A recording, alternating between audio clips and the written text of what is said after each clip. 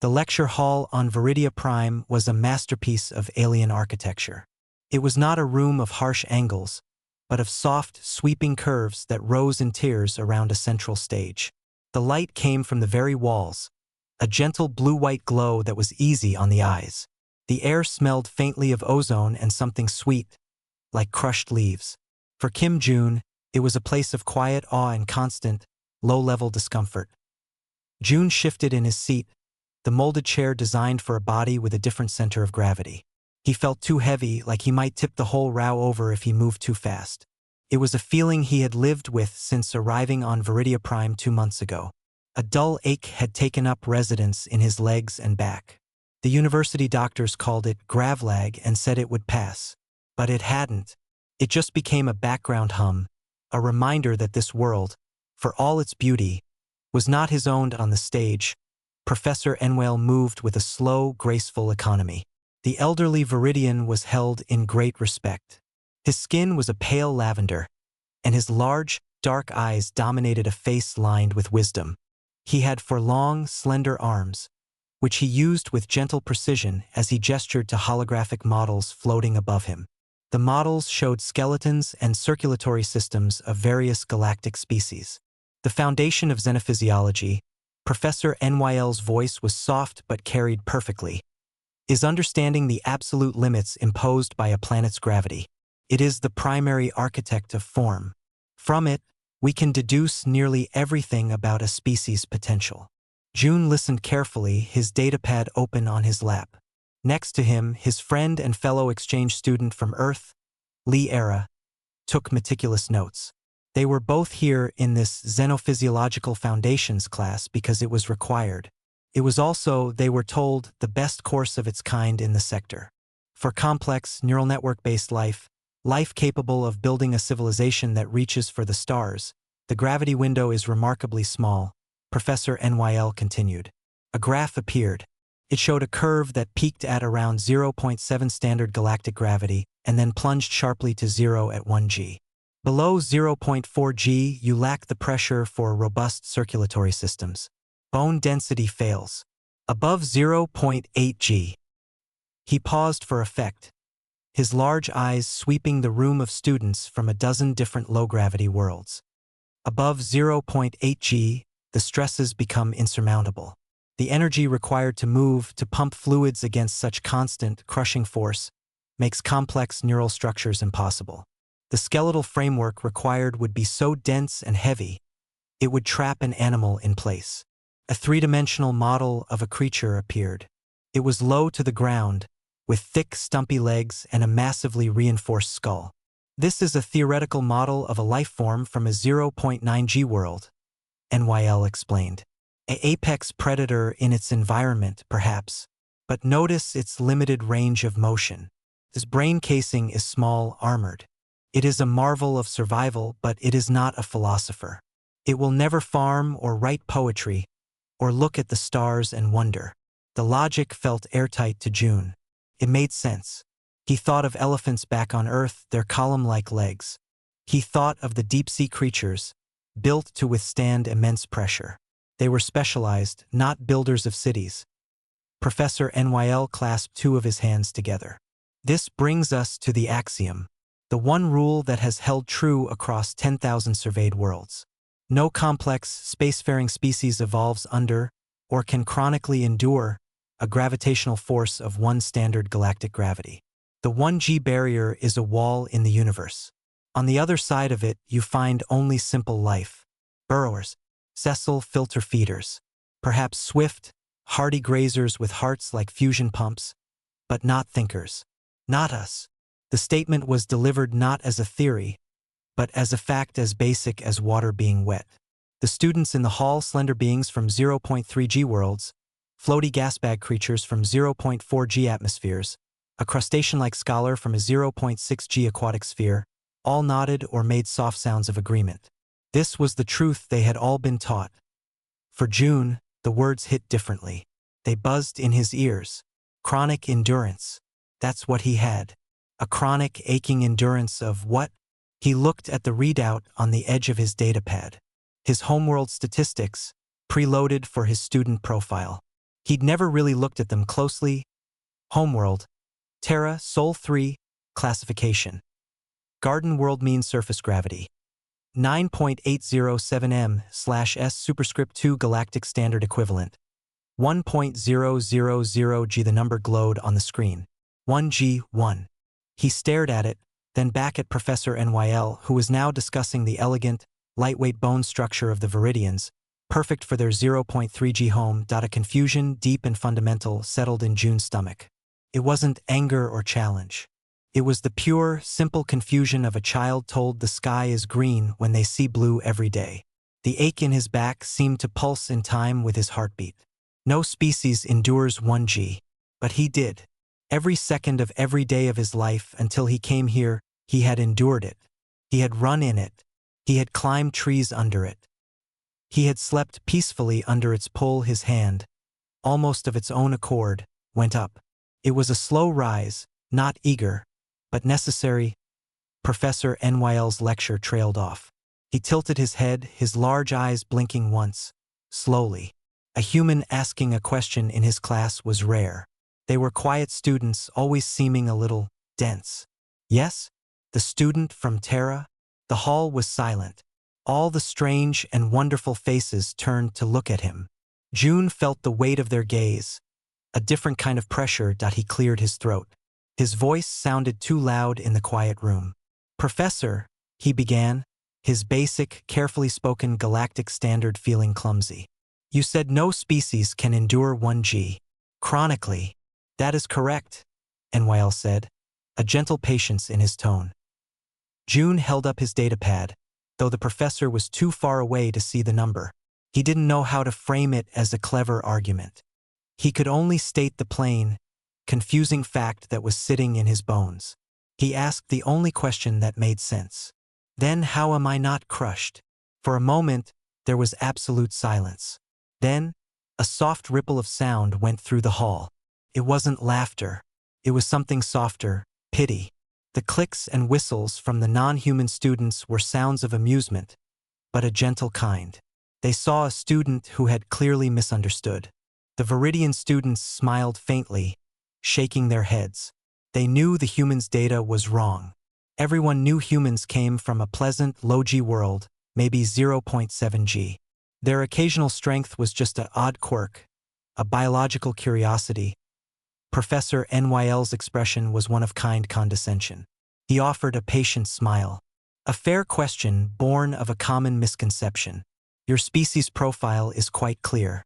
Terra is a 0.7G world. A lovely place, I am told. Your feeling of being heavy here on Viridia is a natural adjustment. Your body is simply used to a bit more pull than this. But 1G, he gave a soft, dismissive wave of one hand. That is the realm of myth and crushing impossibility. You are not crushed, my dear student, because you have never experienced it. The data does not lie. He turned back to his holograms, the discussion clearly closed. Now, as I was saying, the circulatory adaptations for sub-0.5G environments are particularly fascinating. June slowly lowered his hand. He looked at Era, who was staring at him with wide eyes, her note-taking forgotten. She glanced at his datapad screen, saw the 1G, and her eyebrows shot up. She mouthed a single word. What? He sank back into his chair. The professor's explanation should have settled it. The data was wrong. His feeling was an illusion, but the ache in his muscles was real. The memory of Earth's firm, solid pull was real. He looked at the theoretical 0.9G creature on the hologram, a low, brutish thing. He thought of his grandmother hiking mountain trails into her 80s. The two images refused to fit together. The axiom filled the room, solid as the walls. But June felt the first, faint hairline crack form in it. A crack that ran directly through the center of his own uncrushed body.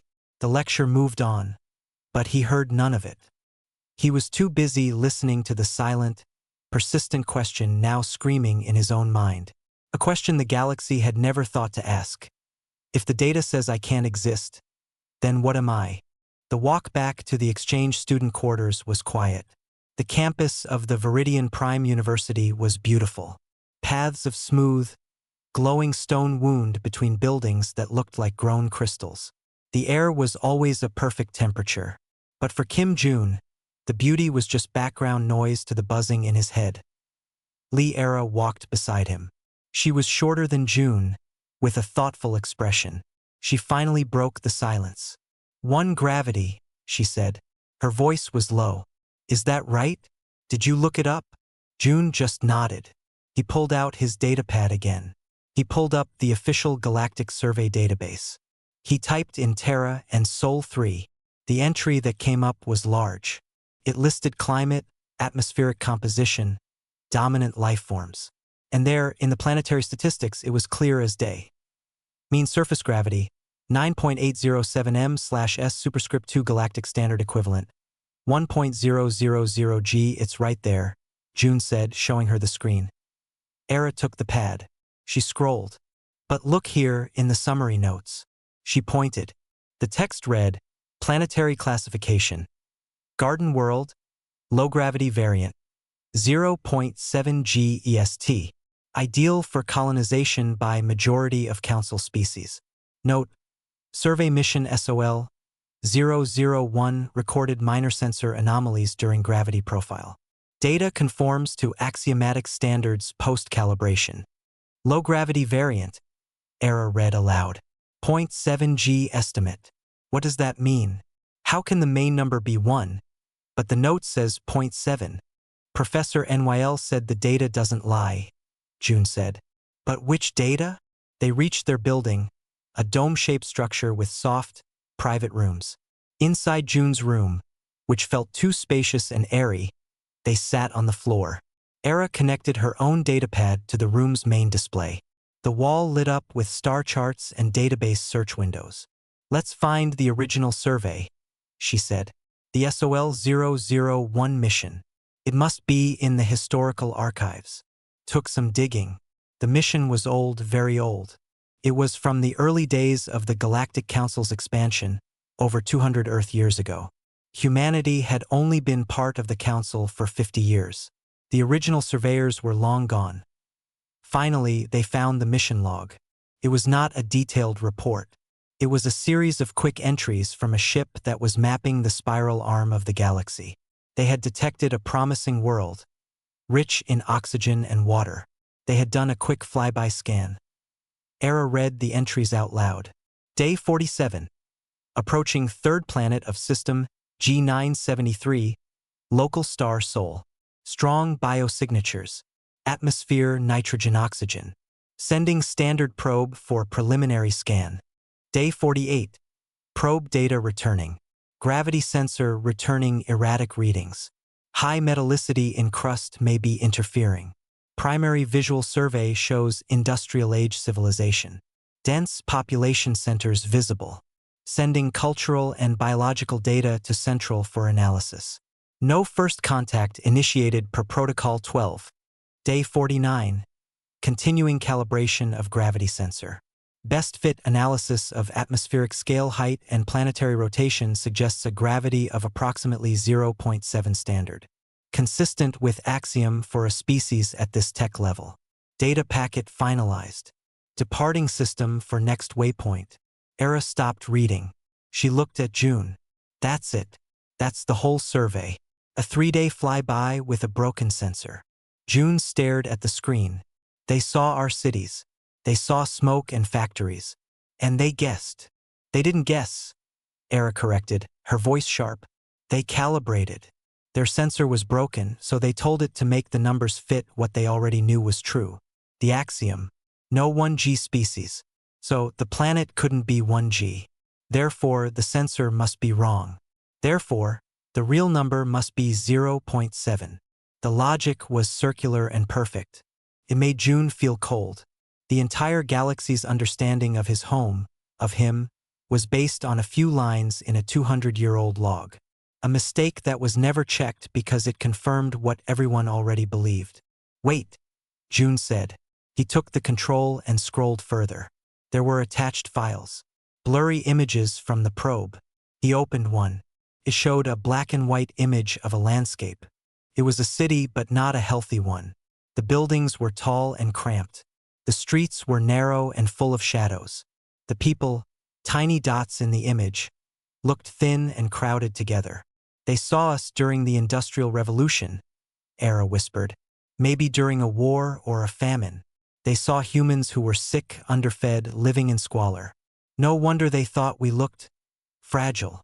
June thought of the creatures in Professor NYL's lecture. The theoretical 0.9G beast, low to the ground and strong. The professor had said the skeleton needed to be too dense and heavy to be useful. But what if you had that skeleton? What if you had that heart, that muscle, but you were also starving? You wouldn't look powerful. You would look worn down. You would look like you were struggling just to stand, even under a normal 0.7G. We look weak in their pictures, June said slowly. So, they thought we came from a weak world. Era brought up another database, the current one. She searched for human physiological data. It was all listed under the 0.7G adaptation profile. Human bone density was noted as curiously high for gravity class, possibly a genetic leftover from a more active evolutionary past. Human muscle fiber was listed as surprisingly efficient, allowing for brief bursts of strength unusual for their mass. Our circulatory system was described as robust, with redundant features more common in species from variable pressure environments. Every single thing that made a human strong on Earth was listed in the galactic files as an oddity, a quirk, a mystery. It was never, ever connected to the simple, obvious fact of Earth's gravity. They explain us away, June said, feeling a strange mix of frustration and wonder. They have a box for a 0.7G species. We don't fit in the box. But instead of checking if the box is wrong, they just say we're weird for our box. Era closed the displays. The room was quiet again. The soft glow from the Viridian moss lights filled the space. So what do we do? Era asked. We go to Professor NYL with this? With old logs and blurry pictures. June thought of the professor's patient, dismissive smile. He thought of the gentle sounds of pity from the other students. He won't believe it, June said. The axiom isn't just a fact to him. It's a law of the universe. We would be telling him the sky is a different color. He'll say the logs are incomplete. He'll say our own datapads are malfunctioning. Era nodded, knowing he was right. The weight of accepted truth was heavier than any gravity. Fighting it felt impossible. June stood up. He walked to the window and looked out at the alien night. 2 moons hung in the sky. He flexed his hand. He felt the familiar, slight ache in his joints, the feeling of being too light and too heavy at the same time. It was the feeling of being a puzzle piece in the wrong puzzle.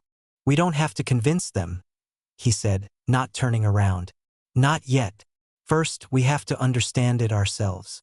We have to know what it really means, not as a number on a screen, but what it means to be built for this. He turned to look at Era. We need to find the others. The other humans on campus. We need to talk to Miho, the engineering student.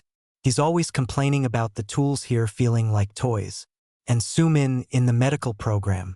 She must have seen our scans next to Viridian ones. A plan was forming, not of argument, but of simple observation. They were not crushed. That was the fact.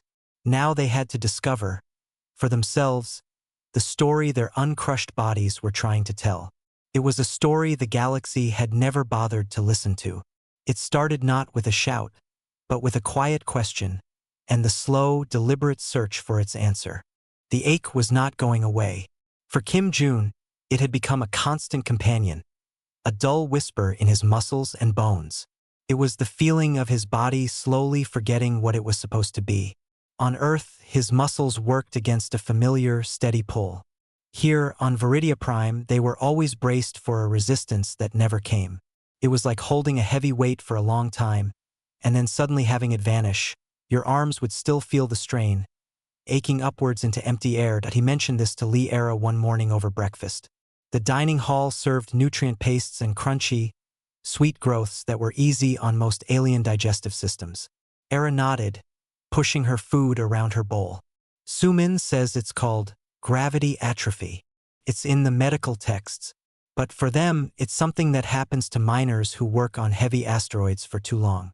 It's a sickness. For us, she shrugged. It's just Tuesday. June decided to do something about the ache. He remembered a sign he'd seen for the high-gravity training facility. It was in the basement level of the xenobiology building. He found his way there after his last class. The room was small and mostly empty. It had a few pieces of strange equipment.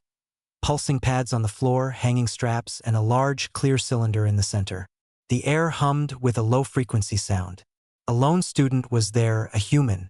June recognized him from a distance. Choi Miho, an engineering student. He was using a device that looked like a thick, flexible bar. He was bending it, his face a mask of intense concentration. The muscles in his arms stood out. June watched for a moment. Miho wasn't just using the machine. He was fighting it. With a final grunt, he forced the bar into a full circle, locking it. He let out a long breath, and his shoulders relaxed. He noticed June. "Hey," Miho said, his voice friendly. "You're in the xenobiology stream, right?" Kim Yoon. June nodded, surprised he was known. "Yeah, my back hurts. I thought maybe some exercise." Miho laughed. It was a short, sharp sound. "Your back hurts because you're turning into a puff of fluff. We all are. Come here." He waved June over to a console on the wall. It had a simple interface. "This controls the local gravity plate in that cylinder." He pointed to the clear tube. "University max is 0.8 G. For the really tough mineralogy students who need to prep for asteroid work." 0.8. June said. "That's less than."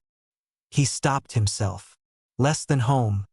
Miho finished, his eyes sharp. "I know. I checked the records, too. Makes you think, doesn't it?" He punched a sequence into the console. "Here, stand in the middle of the room. Just on the floor." June walked to the center of the open area. Miho tapped a final command. Suddenly, it was like a warm, heavy blanket settled over June's entire body. Pushed down on his shoulders, his head, his legs. He took a breath and it felt deeper, more solid. The constant, light feeling of Viridia vanished. The ache in his back shifted. It didn't disappear, but it changed from a whisper of wrongness to a familiar murmur of effort. 0.6 G, Miho called from the console. "How's it feel?" "Better," June said, and he was surprised to find it was true. "It feels real." Miho nodded. "Watch this." He stepped onto the gravity plate with June. He moved easily, but June could see the difference. Miho's steps were more planted, more deliberate. "My body likes this," Miho said. "My joints stop feeling loose. Now look." Miho bent his knees and jumped. It wasn't a high jump. On Earth, it would have been normal. Here, under 0.6 G, it was still lower than a Viridian could jump. But it was controlled. He landed with a soft thump, bending his knees perfectly. "Balance," Miho said. "Your inner ear, your muscles, they know how to handle this. It's programmed in." He walked back to the console. The heavy feeling lifted, and the familiar, wrong lightness returned to June's body. The ache came flooding back, sharper now by contrast. "This is what we're built for," Miho said, patting the console. "Not for floating, for pushing. All the time. Our bones are thick not because we're primitive but because they're reinforced, like the struts in a bridge. Our hearts are powerful because they have to pump blood uphill, against that constant pull, every second of every day." He picked up the flexible bar he'd been using. "They gave us this training equipment. It's for building strength. For them. For us, it's just maintenance. To keep from wasting away." June looked at his own hands. He made a fist. "Professor NYL says it's impossible. He says a 1G species would be crushed or too dense to move." Miho snorted. "Professor NYL has never had to lift a real rock, or run for a bus, or carry another person. He thinks in math and theory. We live in the practical." He leaned closer, his voice dropping. "You asked him that question, didn't you? In the big lecture. Everyone's talking about it. They think I'm confused," June said. "They're not wrong," Miho said. but he smiled. They are confused. About us. Come back tomorrow. We'll set it to 0.7. Then 0.75. Let your body remember what it's for. June started visiting the training room every other day. He and Miho would work under the increased gravity. They didn't do complicated routines. They stood, they walked, they lifted simple weights. With each session, June's constant ache faded. He slept better. He felt more solid, more present. Era came with Sumin, the medical student, one afternoon. Sumin watched them move under 0.7 G with a professional eye. Fascinating, she murmured. Your blood pressure is stabilizing. Your resting heart rate is dropping 5 points just standing here. Your body is relaxing. That's the word, June said, holding a weighted bar. It's not that the work is easier. It's that the work is right. This is the tension my muscles are supposed to be under. Sumin pulled up scans on her datapad. I've been comparing. A Viridian bone scan looks like a delicate lattice. Beautiful, efficient for low weight. A human bone scan. She showed them. It looked denser with more complex internal structures. It looks like shock-absorbing architecture. It's built to handle sudden impacts, falls, heavy loads, not just to hold up a body in mild gravity. Era had been quiet, taking notes. She looked at the gravity console. So, the proof isn't in their old data, she said slowly. It's in here. She tapped her own temple. And in here, she pointed to June's legs, to Miho's shoulders. It's in our living bodies. They see our strength as a quirk. But it's not a quirk. It's the whole design. Miho increased the gravity to 0.78 G, just below the room's official maximum. June felt the pull strongly now. Sweat broke out on his forehead as he did a simple squat. It was hard, but it was a good hard, a familiar hard. It was the feeling of a long climb, not the feeling of being slowly dissolved. As they left the training room that day, the usual Viridian lightness felt stranger than ever. It was no longer just uncomfortable. It felt insufficient, like the world itself was too weak to hold him properly. The group of 4 humans now had a shared secret.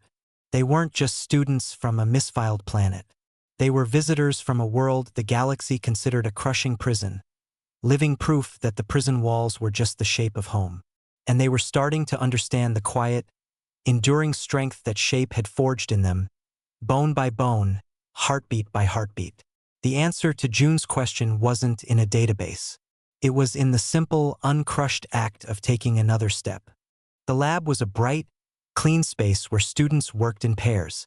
The air smelled of antiseptic and the faint, sweet odor of nutrient gels. Kim June's lab partner was Kai, a student from an aquatic species. Kai's body was supported by a mobile tank of water, with 4 slender, manipulator limbs emerging from the front. They were gentle and curious, and June liked them. Today's lesson was on structural integrity. Floating in the center of each work table was a holographic model. It was a lattice structure, a complex web of lines and nodes, meant to represent the bone of a creature from a high-gravity world. The label beneath it read, Theoretical Model, 0.9 G Megafauna Femur. Note the dense, reinforced cross-bracing. Professor NYL's assistant, a young Viridian, addressed the class.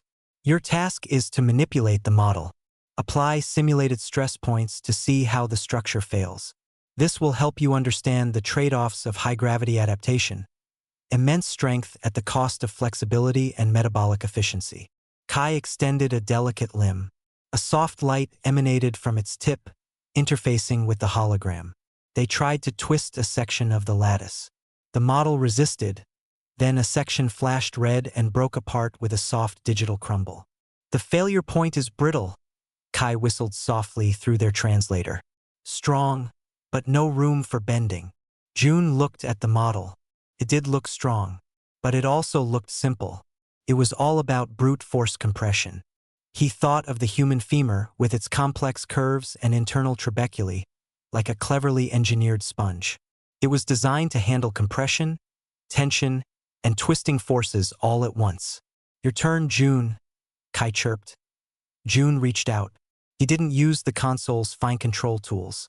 He simply put his hand around a section of the hologram, his fingers passing through the light. The system was designed to sense pressure. He squeezed gently, testing. The model held. He increased the pressure. He wasn't straining, not really. He was just holding, like steadying a wobbly table. The hologram shimmered. The nodes where his fingers were began to pulse yellow. A warning. Kai's water bubble rippled with surprise. Your grip stability is remarkable. The system registers a very focused, sustained force. Do you have fine motor assist implants? June let go, startled. No. No implants. He looked at his own hand. It was just a hand. The assistant floated over. Is there a problem?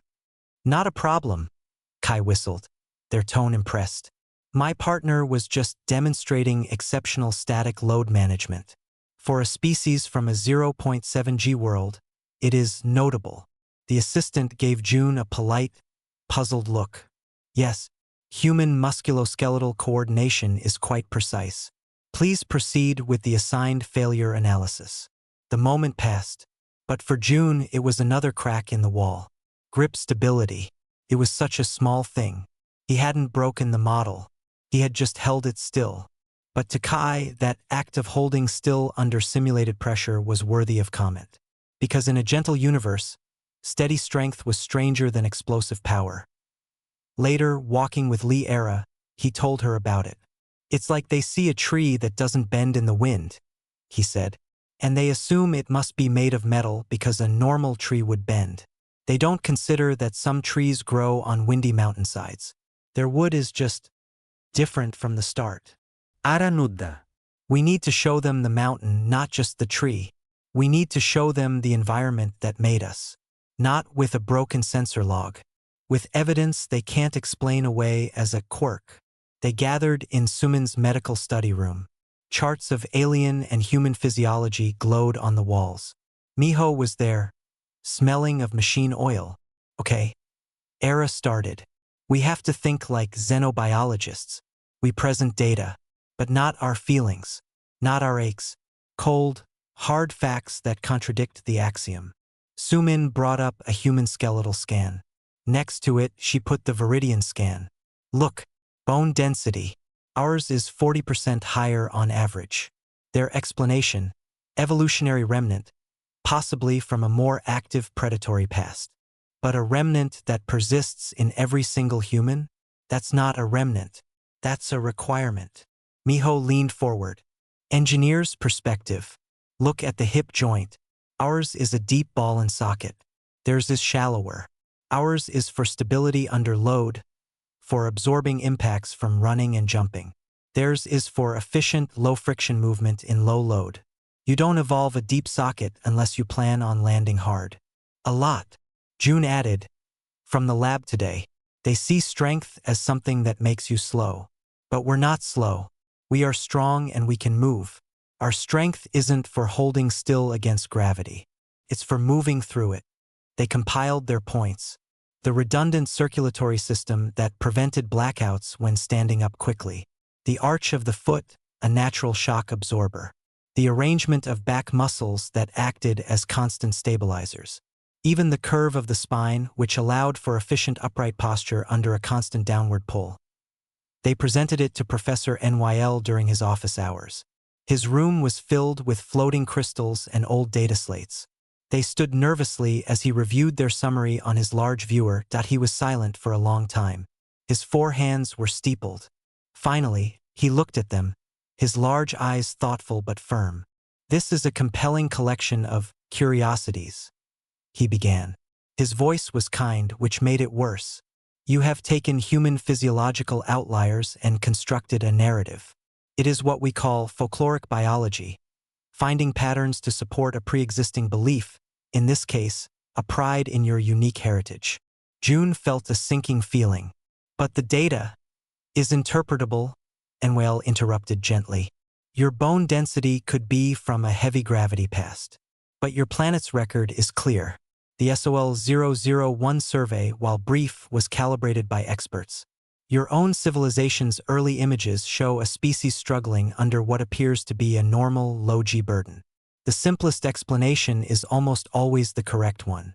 You are a resilient, interesting species from a 0.7G world. Your ancestors may have lived in harsher, mountainous regions, accounting for these features. But 1G, he shook his head, a slow, sorrowful motion. That is a fantasy, a physical impossibility for neural net civilization. The energy drain alone on the brain. He trailed off, as if the idea was too absurd to finish. He stood up, a sign the meeting was over. I admire your passion, truly, but do not waste your energy fighting universal constants. Apply it to understanding the wonderful, real adaptations you do have. They filed out, defeated. The wall of the axiom was not made of data. It was made of belief. Their facts were just pebbles thrown against it. Outside, under the soft light of Viridia's sun, Miho kicked a glowing pebble. It skittered far too easily across the path. He didn't even see it, Miho muttered. He looked right at the proof and saw a story. Zoom inside. How do you prove you're from a mountain to someone who believes mountains cannot support life? June watched the pebble come to a stop. He thought of the training room, of the feeling of 78 centimos. Not of data, but of sensation. Of his body saying, yes, this is correct. He doesn't trust data he can't feel, June said slowly. He only trusts the data that fits what he already feels is true. Era looked at him, understanding dawning. So we don't give him more data. We make him feel it. A quiet idea, fragile but determined, began to form in the space between them. The professor lived in a world of theories that floated as lightly as he did. They needed to bring the weight of reality down upon him. Not to crush him, but to ground him in a truth he had never considered. They needed him to feel, for just a moment, the unyielding, constant, nurturing pull of home. The dejection after the meeting with Professor NYL lasted for a day. They had tried the right way, the scholarly way. They had presented facts, and the facts had been patted on the head and sent away. Kim June felt the old ache return, sharper now, mixed with frustration. He found himself back in the high-gravity training room. Choi Miho was already there, not using the equipment. He was staring at the gravity plate console, a thoughtful frown on his face. He thinks we're making up a fairy tale, Miho said without looking up. He thinks we're proud primitives trying to feel special. June just nodded, walking onto the plate. 0.75, please. Miho dialed it in. The familiar, heavy warmth settled over June. He closed his eyes, just standing there, letting his body relax into the pull. It was the opposite of what should happen, but it was true. Under this pressure, he felt more himself. I've been thinking, Miho said, about my grandfather. He was a mechanic. Back in the old days before global standardization. He told me stories about the war. June opened his eyes. Miho rarely talked about Earth. He didn't fight with soldiers. He fixed planes. Old planes. Biplanes from the First Great War. He told me about a group of pilots. Women. They flew these ancient, flimsy planes at night. The enemy had faster planes, better radar, more guns. Miho's voice was low, almost lost in the hum of the room. These women would cut their engines when they got close to the target. They would glide in, silent, in the dark. No parachutes in freezing open cockpits. They dropped bombs by hand. The enemy called them night witches because the only sound they heard was the wind in the wires, like a broomstick. June listened, not understanding where this was going. The enemy thought they were primitive. A joke. Miho continued. But these pilots, they used what the enemy saw as weakness. The slow plane, the darkness, the cold, and turned it into a weapon. They endured what the enemy thought was impossible to endure. They flew mission after mission. They were told what they were doing couldn't be done. But they did it, because for them it was just the mission. It was normal. He finally looked at June. We are the night witches of gravity. The galaxy sees our world as a flimsy biplane.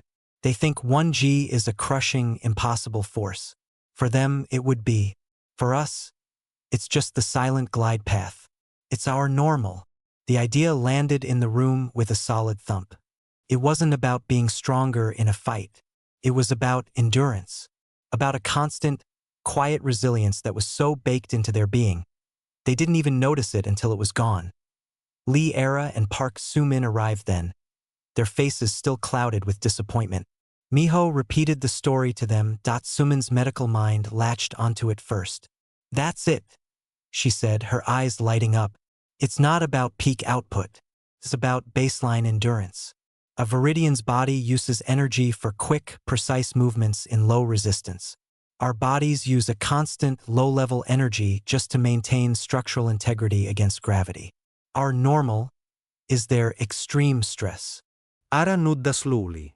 So we don't show him we're strong. We show him we're durable. We show him that our primitive design is for a marathon they don't even know is happening." A plan began to form, not an argument, a demonstration. They needed to make the theoretical real. They needed to make Professor NYL and maybe a few others feel the axiom break. "The problem," Miho said, tapping the console, "is the max here is 0.8. And he'll say, 'See? Even your training room agrees with the galactic standard. We need to break the setting, just for a moment, in a controlled way.'" June felt a thrill of fear and possibility. "Can you do that?" Miho grinned, the engineer facing an interesting puzzle. "This console is software locked, but the grav plate itself is just a machine, a very good machine. The plate can handle more. The lock is to protect the students. If I could reroute the safety protocols through a secondary buffer, create a temporary override." "It's dangerous," Soo-min said immediately. "Only if we don't know our own limits," Miho countered. "But we do. We live our limits every day. We'll set it to 1G. Exactly. For a short time. We'll prepare our bodies for it. We'll show a controlled, sustained performance under what they call crushing force." Era was thinking like a diplomat. "We can't just trick him. We need witnesses, open-minded ones. We invite him. We invite Kai, maybe a few other students from the class. We frame it as a cultural demonstration, a human meditative endurance practice. It's not an attack on his theory. It's just us being us." The pieces fell together. It was risky. They could get in serious trouble for tampering with university equipment. But the quiet injustice of being a living impossibility gnawed at them. For the next week, they prepared. Miho studied the gravplate schematics in the engineering archives. He built a small, crude device from spare parts, a bypass circuit. June, Era, and Soo-min trained. They used the legal 0.8G setting, staying under it for longer periods, doing simple, slow movements. They practiced Tai Chi forms Era knew, focusing on balance, control, and steady breathing. The goal was not to be impressive, but to be unshakable. They chose a small, unused research chamber connected to the training facility. It had a single, older model grav plate, perfect for Miho's work. They scheduled a time when the room was usually empty. The night before, the four of them stood in the chamber. The device was connected, hidden under the floor panel. The plan was simple. Begin at 0.3G. Start the meditation. Miho, from the corner, would slowly ramp the gravity up to 1G, hold it for 3 minutes, then bring it safely down. "We're not trying to prove we're super beings," June reminded them, his heart pounding. "We're just trying to prove we're not lying. We're trying to prove that home is real." Era took a deep breath. "We show them the glide path." They were ready. They were night witches preparing for a silent, moonlit run, their ancient, sturdy biplanes waiting in the dark. Their target was not a physical one, but a wall in the mind. And their bombs were the simple, undeniable truth of their own uncrushed bones. The small research chamber felt crowded, but not with people. It was crowded with tension. The air was cool and still. Kim June stood in the center of the room, wearing simple, loose clothes. Lee Era stood to one side, ready to speak. Park Soo-min stood near the wall, a medical scanner discreetly in her hand. Choi Miho was by the door console, looking like he was just there to observe. Their guests stood near the entrance. Professor NYL had come, his expression one of polite academic curiosity. Beside him was Kai, their lab partner, bubbles of intrigue rising in their water tank. Two other students from their xenobiology class were there, a slender, bird-like being from a low-gravity forest world, and a crustacean-like mineralogy student. They all looked politely confused. "Thank you for coming," Era began, her voice calm and clear. "In human culture, we have practices to connect mind and body, to find stability. We wanted to share a simple example with you as part of a cultural exchange. This is a moving meditation. It is about balance and endurance." June caught Professor Nyl's slight, indulgent nod. Folkloric biology, his expression seemed to say. "Charming." June took a slow breath. He felt the familiar, wrong lightness of Viridia's 0.3 G. He began to move. He started with the Tai Chi forms Era had shown him, slow, deliberate shifts of weight, arms moving through the air like pushing through water. His movements were smooth, controlled. He focused on his center, on the feeling of the floor beneath his feet. "Notice the control," Era narrated softly. "The focus is not on speed, but on maintaining perfect balance and posture through each transition." The alien guests watched, interested. It was unusual, but it seemed harmless. Professor Nyl observed with a detached, analytical eye. Miho, by the console, made a small adjustment. His fingers moved over a hidden panel. June felt it first in his feet. A slight increase in pressure, as if the floor had become more solid. The air itself seemed to gain a subtle weight. He was now at 0.5 G. He continued his movements, slowing them just a fraction to match the new resistance. His muscles, trained from weeks in the high G room, welcomed it. His breathing remained even. The bird-like student chirped softly. "The subject's movement dynamics have altered. Muscle engagement is increasing, but efficiency appears maintained." "Interesting." Professor Nyl said nothing, but his head tilted. Miho increased it again. 0.7 G. Now the change was obvious. For June, it was a deep, grounding feeling. It was the feeling of a long, firm hand on his shoulder. For the guests, it was different. Kai's manipulator limbs dropped slightly, bracing against the side of their tank. The bird-like student shifted its feet, its thin legs trembling. The mineralogy student clicked its carapace, a sign of mild strain. June was now moving under what the galaxy believed was his home gravity. He did a movement where he shifted all his weight onto one leg. The other leg extended slowly behind him. He held it perfectly still. On Earth, it would be moderate. Here, under 0.7 G, it looked like a feat of impressive strength and balance. "Fascinating," Professor Nyl murmured, but his voice held a note of concern. "The energy expenditure must be considerable.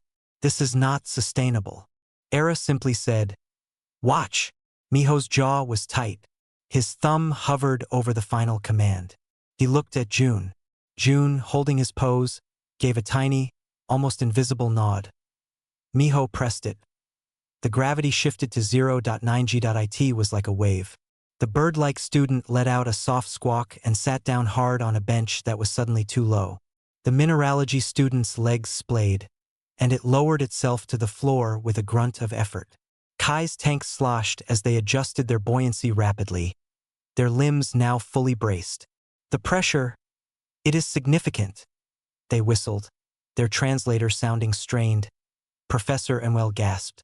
His forearms came down, his hands gripping a rail on the wall. His body, built for gentle 0.3 G, was suddenly burdened with triple its normal weight. His breathing became labored. "Stop this," he said, his voice sharp with alarm. "You are in a dangerous zone. You will injure yourselves. The human skeletal structure cannot." He stopped. His large, dark eyes widened in pure disbelief. June had not fallen. He had not crumpled. He had slowly, with immense control, brought his raised leg down. He settled into a deep, stable stance, knees bent, arms held in front of him as if holding a large ball. His face was calm, though a line of sweat traced his temple. His breaths were deep and loud in the silent room. He was not fighting the gravity. He was rooted in it. Miho, his own face sheened with sweat, entered the final command. 1.0G. The number on the hidden display flashed once. The professor made a sound like a sigh of pain. He had to use both sets of arms to hold himself up. The other students were practically prone, watching June with something between terror and awe. For June, the world became perfectly, beautifully real. Every ounce of the ache, the wrongness he had felt for months, vanished. This was the tension his tendons were meant to hold. This was the weight his spine was designed to stack. It was hard. It required effort. But it was the effort of a long-distance runner, not a man being crushed. He moved. It was a single, simple motion. He shifted his weight forward, placed his palms on the floor, and pushed his legs up into a handstand. It was not a swift gymnastic move. It was a slow, powerful, vertical climb. He held it, his body a straight line, his muscles cording under the full, honest pull of earth. The room was utterly silent except for the heavy, controlled rhythm of June's breathing and the strained sounds of the others that he spoke. His voice slightly thick with effort, but clear. This is just standard. He held for another 10 seconds, then slowly, with the same immense control, lowered his legs back to the floor and stood up. He was breathing hard now, his shirt damp, but he was standing, uncrushed. Professor NYL was staring, his mouth slightly open. All his knowledge, all the axioms, all the flawless logic, shattered against the simple, impossible sight before him. A complex, civilized being, not just enduring, but performing under the force that was supposed to forbid his very existence. Miho, with shaking hands, began to dial the gravity back down. 0.8G, 0.6G, 0.3G. The pressure lifted. The alien students gasped in relief. But their eyes were fixed on June, who now stood easily in the familiar lightness, looking more solid and real than any of them. June looked directly at Professor NYL. "This," he said quietly, "is our normal glide path." The demonstration was over. The silence that remained was not of pity or dismissal, but of a universe quietly, irrevocably, expanding. The silence in the small research chamber lasted a long time.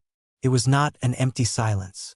It was full of the sound of heavy breathing, the gentle slosh of Kai's tank, and the quiet click of the mineralogy student's carapace as it relaxed. But louder than any of that was the sound of a breaking idea. Professor NYL did not speak. He used two of his hands to push himself fully upright from the support rail. His large, dark eyes were fixed on Kim June. He was not looking at a student anymore. He was looking at a fact that had walked into his life and overturned his table of truths. June stood still, feeling the strange, light air of Viridia flood back into his lungs. His muscles sang with fatigue, but it was a clean, honest fatigue. The ghost ache was gone, burned away in those 3 minutes under the full, truthful weight of home. Kai was the first to make a sound, a series of soft, bubbling whistles. Their translator spoke with a tone of pure wonder.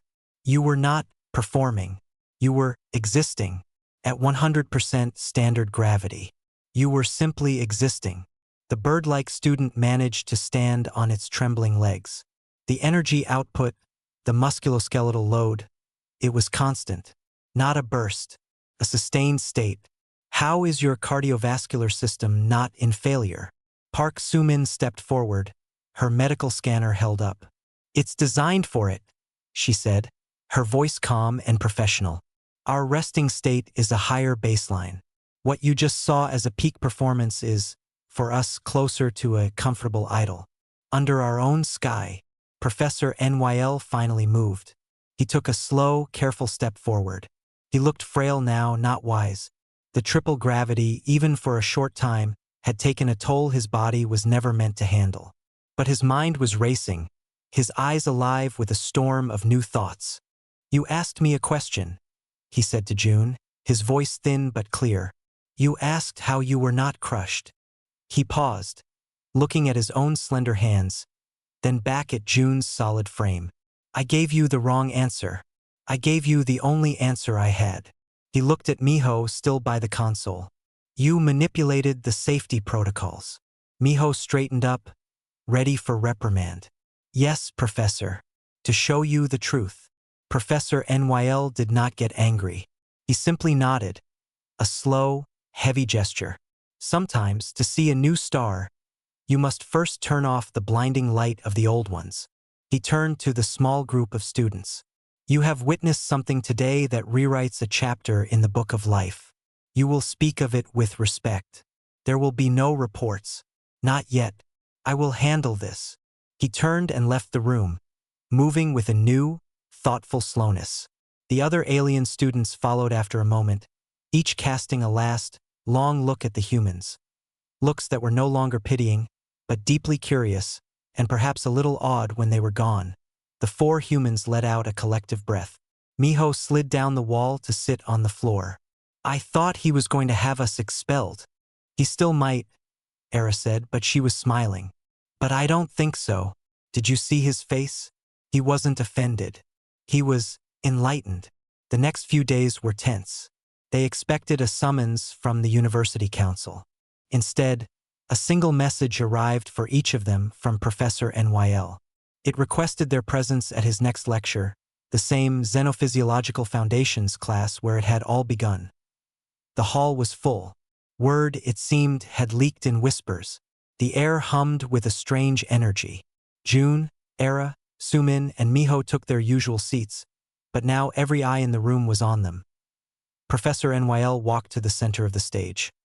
He looked older, but his voice was strong. Last week, he began. We discussed the axiom, the gravity wall. I stated it as a law. He paused, his eyes finding June in the crowd. A student asked me a question that challenged that law. I dismissed it.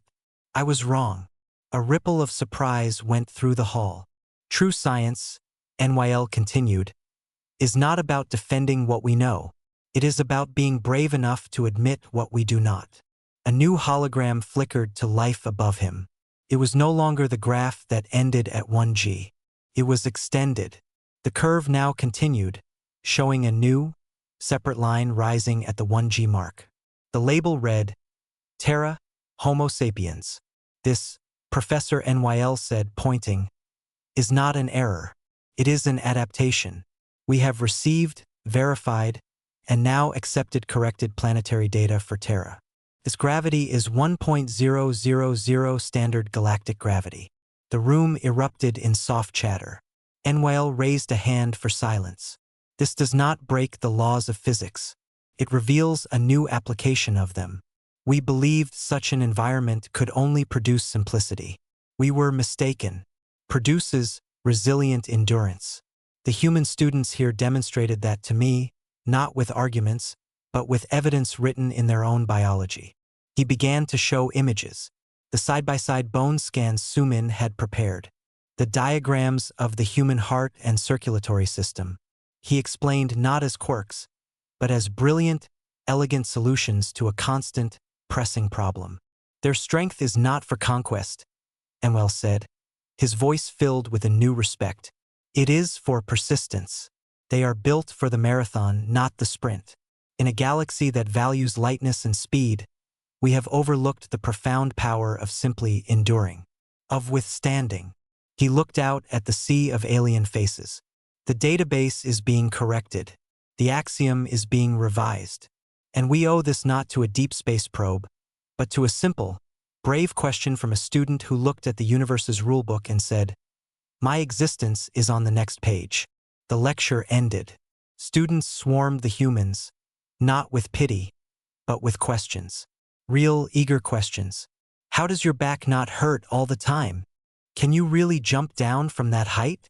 Is it true you can carry your own body weight? Later, June and Era walked across the glowing stone quad. The 2 moons were rising. The air was sweet. Still feel light? Era asked, a smile in her voice. June stretched.